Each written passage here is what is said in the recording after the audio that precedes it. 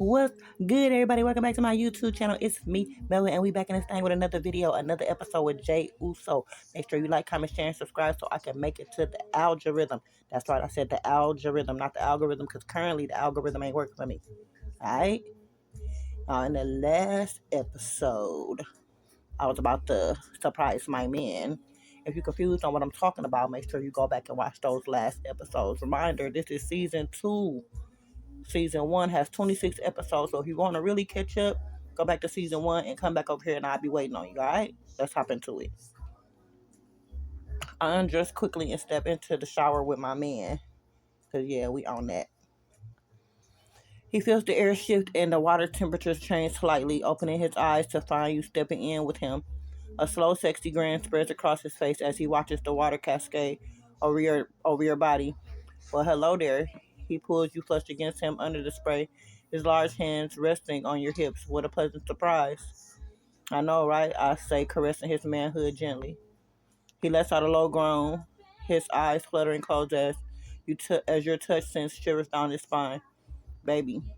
His hands move to your waist, pulling you closer as he begins to hurt under your gentle strokes. You know I have a match tonight. I do. So I'm just going to take care of you right quick. I kneel down and take him slowly. His head falls back against the shower wall as you take him deep, his hands tangling in your hair. He pushes gently, trying to hold back the urge to thrust deeper. You don't have to. Shh. I continue my pace, bringing him to climax quickly. Within moments, he's spilling down, his whole body shuddering as he grips your hair tighter. Yeah, y'all can read that part right there. His knees feel weak as he pulls you up, pressing you against the shower wall, kissing you deeply. Thank you, baby girl. No need to thank me. Let's get you cleaned up and dressed. He nods, still catching his breath as you wash each other off, stealing kisses between soap. 20 minutes later, you're both dressed, Joshua in his signature black hoodie and joggers, you in a fitted black yeet tee and jeans. The air is still charged with intimacy as you throw on your J's. Ready, husband? He grins, slinging his arm around your shoulders as he leads you out of the bathroom, grabbing his ring bag on the way. He double checks that he has everything, headphones, water bottle, wrist tape, etc., before heading for the door. Let's go, wifey. You both arrive at the arena, the familiar buzz of excitement and anticipation filling the air. Joshua's hand finds yours instinctively as they make their way backstage, his usual pre-match routine already starting to take over. He needs his space, his music, and his focus. Baby. Yes. He stops walking, turning to face you. His expression is serious and tense like he's already in the zone. I love you. I'll see you after my entrance, yeah? He leans down, pressing a quick hard kiss to your lips before disappearing into his dressing room, leaving you alone in the hallway.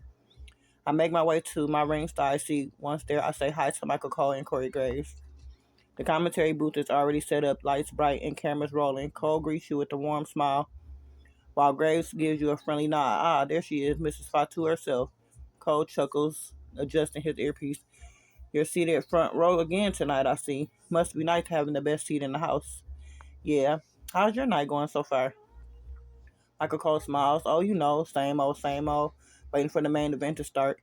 He glances at his watch. Obafemi versus a mystery opponent is up first. You excited for your husband's match later? Corey Graves leans forward with a playful smirk. As you chat with the commentators, the arena lights dim and the opening match begins. The crowd cheers as Obafemi makes his entrance, followed by a mysterious figure in a hooded robe. You watch intently, but your mind is already drifting to your husband, wondering what he's doing backstage to prepare.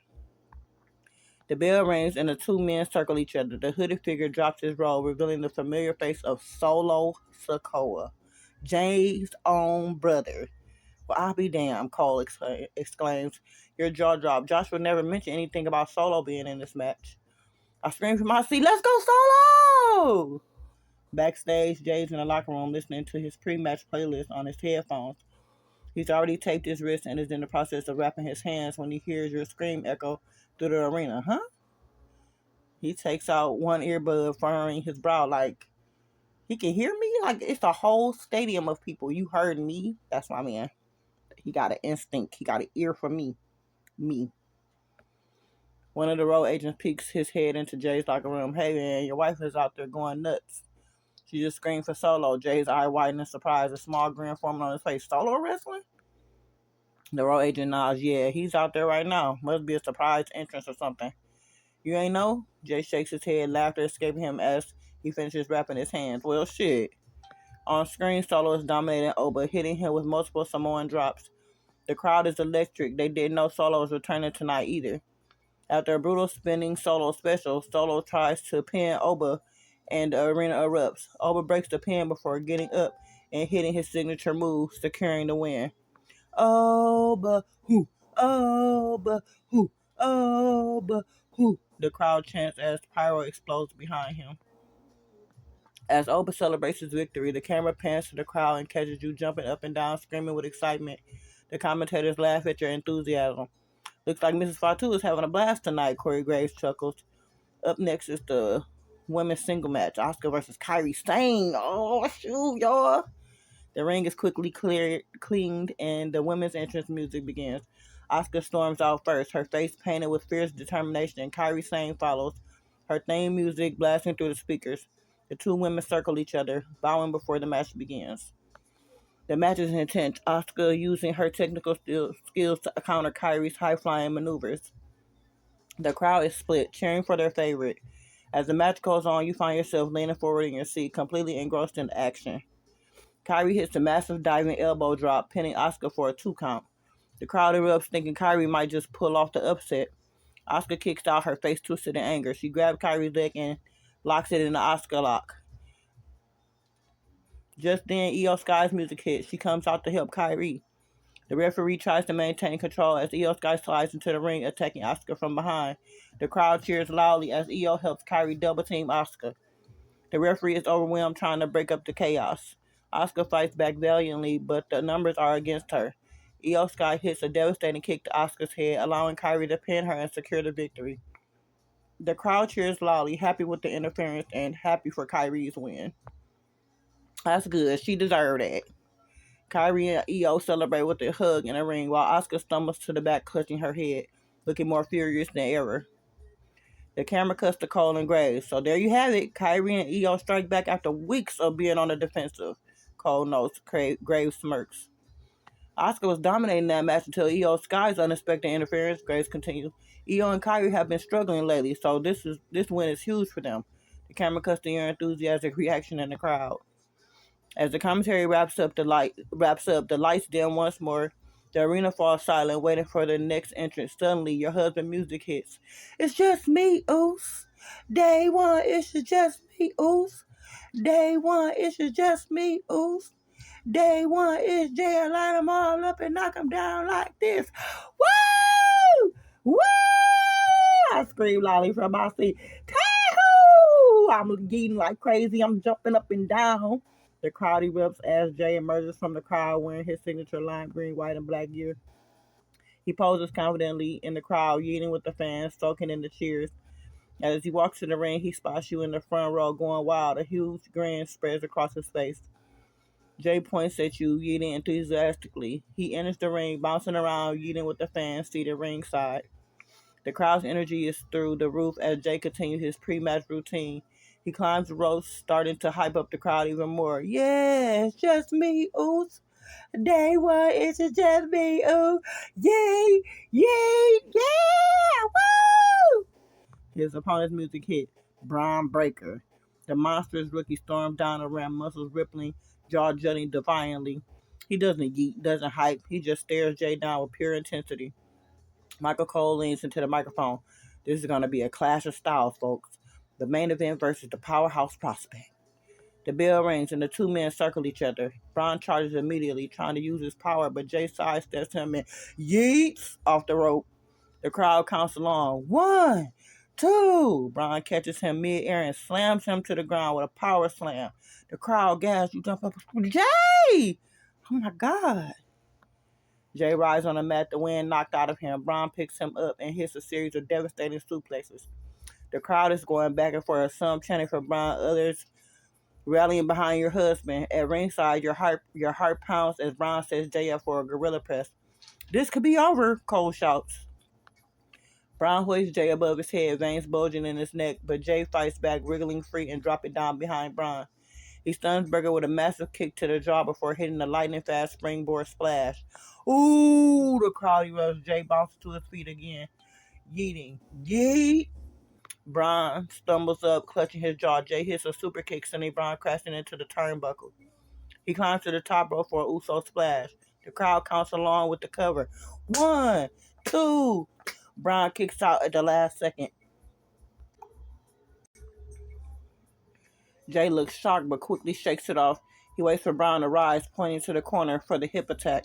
He runs, leaps, yeet, but Braun catches him out of mid-air with a devastating spear! Spear! Oh no! Oh my god! Oh, the crowd groans. You cover your mouth, eyes wide. Braun covers Jey. Braun hooks Jey's leg for the pin. Jey's arm lifts and falls. 1, 2, 3. The referee calls it. The crowd groans in disappointment. You slump down in your seat, disappointed but proud of your husband's effort. Michael Cole speaks. What a devastating spear by Braun Breaker. Jey Uso fought valiantly, but the raw power of Breaker was just too much tonight. Grave chimes in. Jey showed heart, but Breaker is a monster. In the ring, Braun celebrates his victory while Jey rolls to the apron, clutching his ribs. Act like that didn't happen. Braun raises his arm in victory, looking dominant. The medical team slides into the ring to check on Jey, who waves them off, pushing himself up to the seated position. He looks frustrated, wiping sweat from his face. He spots you in the front row, his expression softening immediately. Despite the loss, he offers you a pained smile and a weak yeet gesture. Yeet. I say, I love you. His face lights up at your gesture. He mouths back, I love you, before the referee guides him out of the ring. As he walks up the ramp, limping slightly, he throws his hands in the air. Yeet! Despite the loss, showing no shame in his celebration, he stops at the stage, giving you one last smile before disappearing backstage. I leave my seat quickly, saying goodbye to Michael Cole and Corey Graves. I go meet Josh backstage.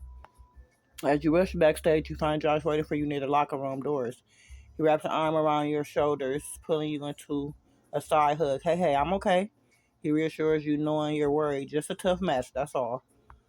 Okay, I say, kiss him gently. Let's get you cleaned up. He kisses you back tenderly, then nods, letting you guide him to their shared locker room. Inside, he strips off his sweat-soaked gear, wincing slightly as he moves. You grab a cold pack and gently press it to his side, checking for any serious injuries. He hisses as you press the cold pack to his bruised ribs, but doesn't pull away. Instead, he leans into your touch, grateful for your care. As you tend to his injuries, he can't help but still glances at you, his expression softened despite the pain. The locker room door opens and Roman walks in, still in gear, followed by Solo and Paul.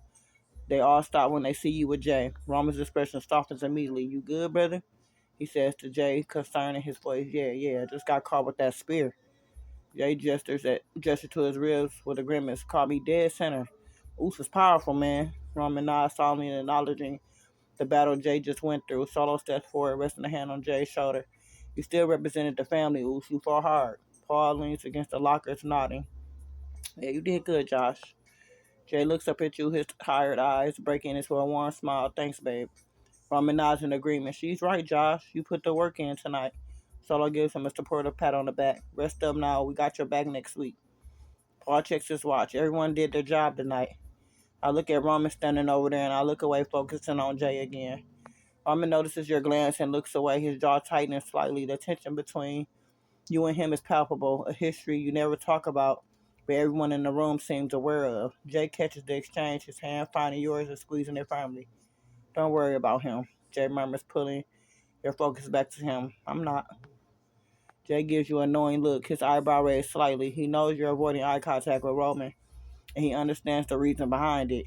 He leans in and presses a gentle kiss to your temple. Just take care of me right now, okay? Ignore the rest. Okay, now listen. Y'all may be wondering what the tension is between Roman and I. Like I said, this story started a long time before I even brought y'all in. And Roman and I, we used to have a thing, okay? Like, Jey knows about it, but yeah. And like, we went to high school together, you know. I was a foreign exchange student over in Florida. Like, I had came from a different country to come over to America to do my last year of high school. And that's where I met Jay and Roman, Jimmy. So yeah, I've been knowing them for a long time. I'm sorry, this is like a little bit off script, but I gotta catch y'all up because like y'all wasn't there, so y'all really don't know like what Roman got to do with all this. So just gonna let you know that.